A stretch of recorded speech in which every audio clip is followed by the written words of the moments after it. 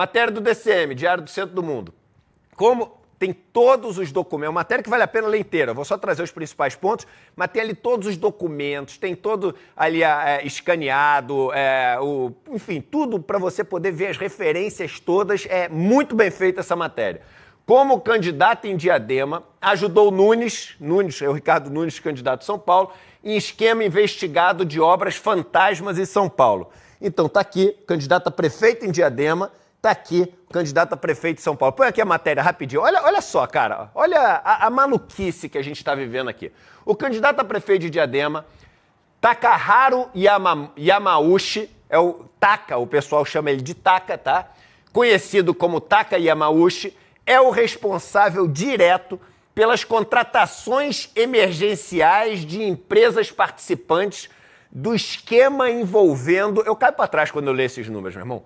223 obras suspeitas realizadas sem licitação pela Prefeitura de São Paulo durante a gestão do prefeito Ricardo Nunes. William, não é assim, das 4 obras, da obra da Santo Amaro, não, cara, de dezenas de obras. A gente tá falando, irmão, de 223 obras suspeitas.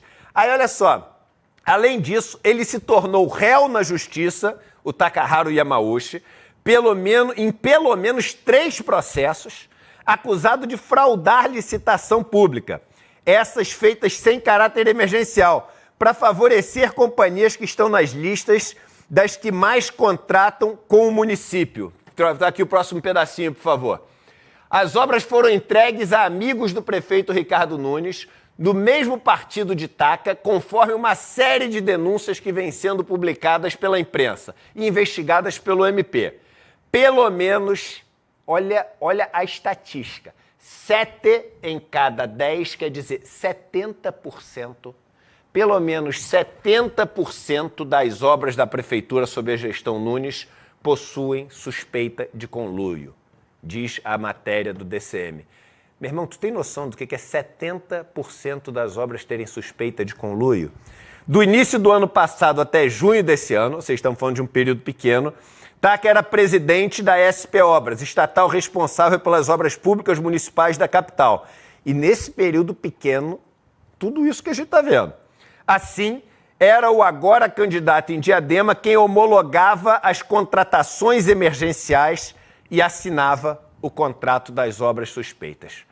Eu realmente, cara, fico, quando eu olho o que aconteceu no Brasil, e a gente vai falar mais coisa aqui, tem certas coisas que me deixam, assim, perplexo. Por exemplo, aqui em São Paulo, tá? Você tem o Nunes e tem o Boulos. E aí você tem um segundo turno, todo mundo fala, segundo turno, já ganhou, não sei o que, etc. Aí eu paro para pensar, eu falo assim, mas vem cá, como é que pode? Porque no primeiro turno, o Nunes teve 29% dos votos. Tu sabe o que isso significa, irmão? Isso é uma mensagem. O Nunes ter tido 29% no primeiro turno significa, irmão, que mais de 70% das pessoas que moram em São Paulo, que experimentaram o cara, falaram o seguinte, para ele eu não quero dar meu voto de novo. Isso é assim, eu poucas vezes na vida vi um candidato à reeleição passar por, enfim, num período onde o país está andando normalmente, números positivos no Brasil, né? Porque, por exemplo, quando o Haddad não se elegeu para o segundo turno aqui em São Paulo, você estava no auge daquela campanha contra o PT e vai prender o Lula e não sei o que, aquele caos no Brasil, né? Agora, aqui a gente está falando assim, o Brasil está caminhando, crescimento acima do esperado, as obras acontecendo no Brasil e aqui em São Paulo o cara fez aquela quebra asfalto, põe asfalto, quebra asfalto, põe asfalto, tudo na mesma rua, quebra, põe para poder contratar ali as empresas. O cara teve 29%. Aí, o que é o medo que as pessoas têm? As pessoas têm medo de mudar. Agora, qual a coisa que eu fico me perguntando? Como é que as pessoas podem ter tanto medo de mudar de uma coisa que elas não gostam? E a resposta para isso é o seguinte, só se a pessoa que significa a possibilidade de mudança é uma pessoa que elas morrem de medo. Então, a conclusão aqui em São Paulo, irmão, pra galera tá arriscando reeleger esse cara, olha o que a gente acabou de ler aqui. Irmão, pra galera em Diadema tá pensando em eleger esse Taca é realmente essa campanha que fizeram para colar essas maluquices de comunismo e não sei o quê, e o cara vai tomar tua casa, e o cara vai tomar teu terreno, o cara vai tomar tua fazenda, mas pô, não tem fazenda aqui.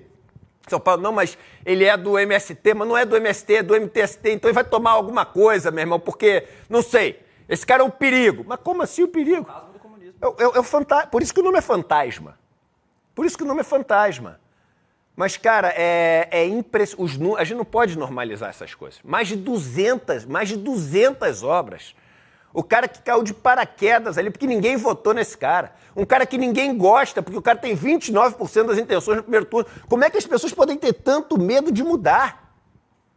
Como é que as pessoas podem ter tanto medo de mudar de uma coisa que é sabidamente ruim? Como é que é sabidamente ruim? É sabidamente ruim porque 71% das pessoas não acham que o cara deveria continuar. Então, enfim, às vezes a gente tem que parar, porque depois não adianta ficar reclamando. A gente fica reclamando, pô, mas não muda nunca, não muda. Mas a gente morre de medo da mudança. E é claro que a gente foi ensinado a ter medo dessa mudança. Mas só para na cabeça das pessoas ficar claro, a gente reclama que não muda nunca, mas a gente morre de medo da mudança. A primeira coisa que a gente tem que ter, se a gente quiser que mude, é ter coragem da mudança. Ter coragem da mudança.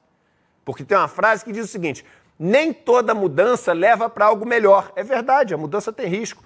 Mas sempre que a gente deseja viver algo melhor, a gente tem que passar pela mudança.